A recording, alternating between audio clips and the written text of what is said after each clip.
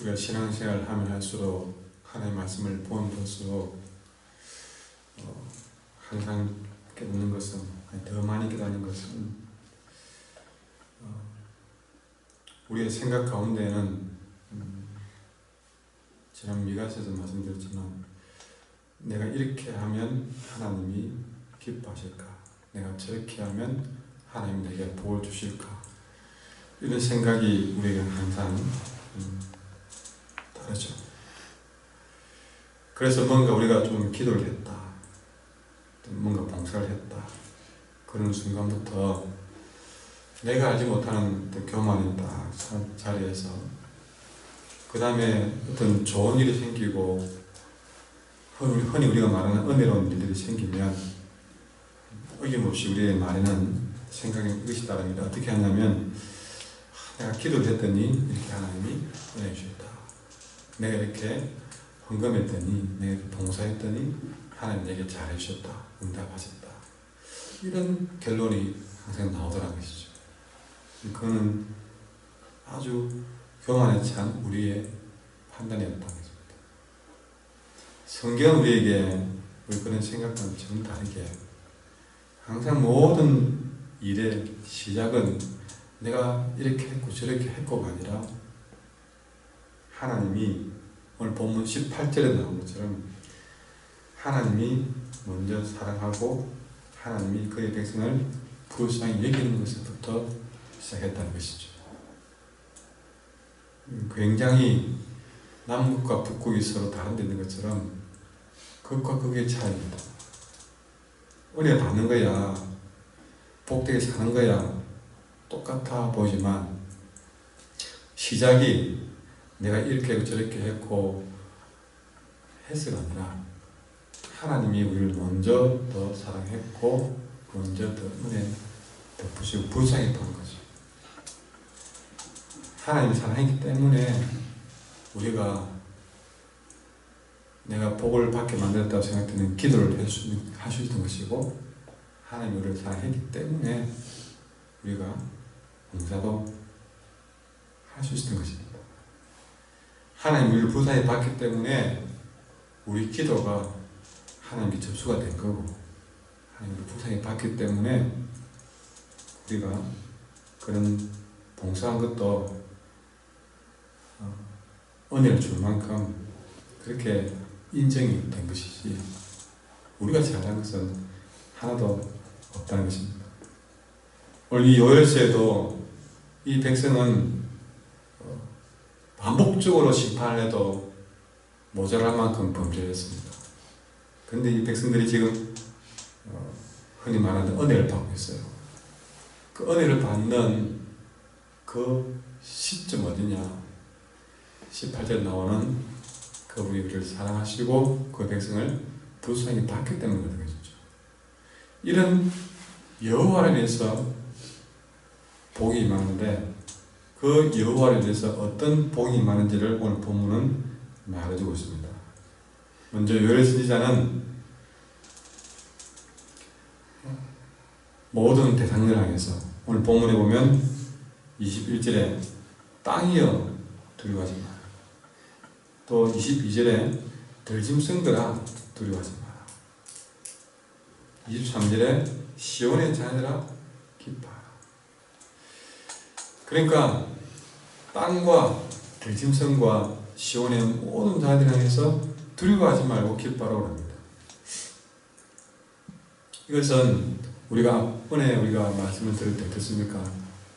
이스라엘 백성들이 잘못함으로 주변 나라들이 피해를 보고 우리가 잘못함으로 인해서 하늘에 나는 새들도 괜히 우리 곁에 심겨졌던 식물들까지도 심판을 당하는, 불행을 당하는 그런 말씀을 우리는 기억하실 것입니다. 그러나 그렇게 우리가 잘못함으로 모든 주변의 것들까지도 피해를 받는데 오늘 은혜를 볼 때는 시온의 자녀들뿐만 아니라 또한 주변의 땅과 내가 밟는 땅까지도 들짐승들까지도 두려워하지 말고 기뻐하라는 것으로 바뀌어지는 복이 됩니다. 이거는 뭘 말해줍니까? 우리가 얼마나 이 땅에서 소중한 존재인지, 얼마나 우리가 잘 살아야 되는지를 더 명확하게 사명적으로 말해주는 것이죠. 이번 주일날 낮에도 하나님 말씀하셨지만 당신은 그렇게 살 사람들이 아니야. 여러분, 우리가 생각에 온갖 미운 생각, 시기심으로, 불평으로 하나님 뭐라 하시겠습니까? 너 지금 그러고 그렇게 생각하고 살 인생이 아니야. 지금 뭐하고 있니? 그러면 우리가 범죄한 육신의 생각으로 가득 차질 때 너는 그렇게 그거에 매여 사는 사람이 아니야. 왜 거기에 매여 있냐? 왜 거기에 휘둘리느냐? 우리가 얼마나 이 땅에서 해야 될 일이 중요한지 막중한지, 요엘서는 지난번 심판에도 말했지만 오늘 축복에도 말해줍니다. 내가 하나 잘함으로써 땅이 회복되고 들짐승들과 세상들이 모든 자연만물도 회복된다는 사실, 그것을 말해주고 있는 것이죠. 자, 그러면 왜 땅과 들짐승들과 시온의 자들이 두려움을 거치고 기뻐해야 되느냐? 그것은 21절에 여호와께서 큰 일을 행하시기 때문이다. 여호와께서 큰 일을 행하셨다. 여러분,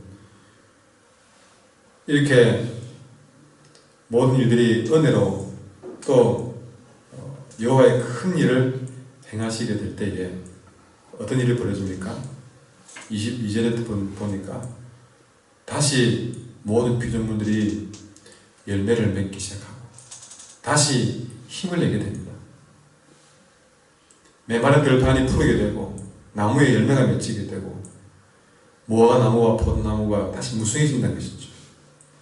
타작마당에는 이스라엘의 곡식이 가득하고 장독마다 새 포도주와 기름이 넘쳐나는 이런 역사가 일어나는 것입니다. 이 모든 역사의 증거로 여러분 23절에 보시면 시온의 자녀들아 너희는 너희 하나님 여호와를 말미암아 기뻐하며 즐거워할지어다. 그가 너희를 위하여 그냥 너희를 위하여 되어 있지만 사실은 이 말은 무슨 말이냐면 바로 이 말씀 속에 너희를 용서하신 표로 비를 내리신다는 거죠. 용서하신 표. 어떤 비를 내리시느냐? 이전처럼 이른 비와 늦은 비를 낼 것이다. 이른 비와 늦은 비가 예전과 같이 될 것이다. 그러니까 그들이 범죄했을 때는 하나님이 그들에게 은혜를 베푸시는 표로 내리던 이른 비와 늦은 비를 예전에는 거치게 만들었는데 다시 그 이른 비와 늦은 비를 내리게 할 것이다. 그리고 25절에 보시면 내가 전에 너희에게 보낸 큰 군대 메뚜기, 너치, 황충, 팥중이가 먹은 회수대로 너희에게 갚아주겠다. 그러니까 이 백성을 회복할 때는 예전에 심판을 행하기 위해서 메뚜기, 너치, 황충 이런 걸 보냈는데 그걸 위해서 그들이 당한 환난을 당했던 그 규모만큼, 그 횟수만큼, 아니 그 환난을 당했던 횟수나 규모보다 더 넘쳐나도록 하나님이 되갚아주겠다라고 말씀해 주고 있는 것입니다. 그렇게 해서 이 은총을 받은 백성들은 26절에 배부를 때까지 실컷 먹고 또 이렇게 놀라운 일을 행한 하나님을 마음껏 찬양하고 다시는 수치를 당하지 않도록 해주겠다는 것입니다. 이런 과정을 통해서 하나님은 이 시온의 백성들이 어떤 백성이냐? 나는 너의 하나님이 되고 너희는 내 백성이 되리라는 것을 온 백성들이 알게 해주겠다는 것이 오늘 이 말씀의 결론입니다.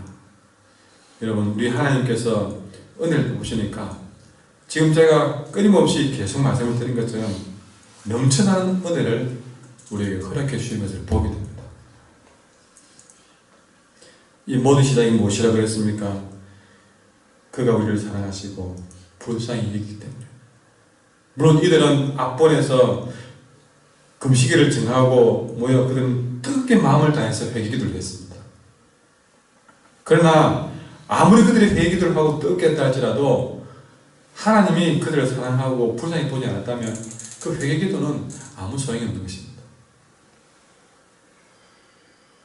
순서야 회개기도를 하고 불쌍히 봤다고 봤지만, 다시 말합니다. 이 모든 것들의 시작은 하나님의 사랑에서부터 시작하는 것을 잊지 마시기 바랍니다.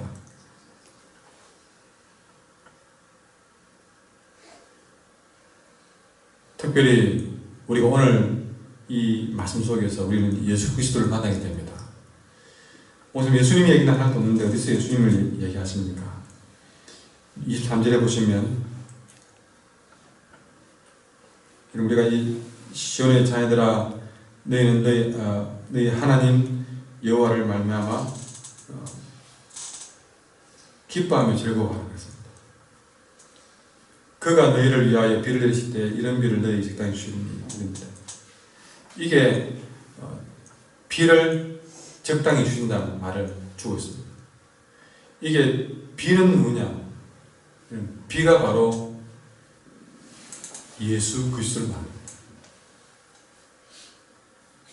적당이라는 말은 의로운 예수 그리스도를 말합니다. 여러분, 우리가 이 말씀 속에서 진정한 이 땅에 용서의 표로 비를 내리시는데, 예수 그리스도는 하나님이 우리를 용서하시는 표입니다. 그분이 지신 십자가는 하나님이 우리를 용서하신 표시입니다. 이 시대의 진정한 비는 바로 봄비와 가을비로 대신하는 예수 그리스도가 우리의 내려주신 주님의 은혜의 표요, 용서의 표시입니다. 그분은 우리들에게 여러분 찾아오셔서 우리 인생의 이른 비와 늦은 비가 될 줄 믿습니다.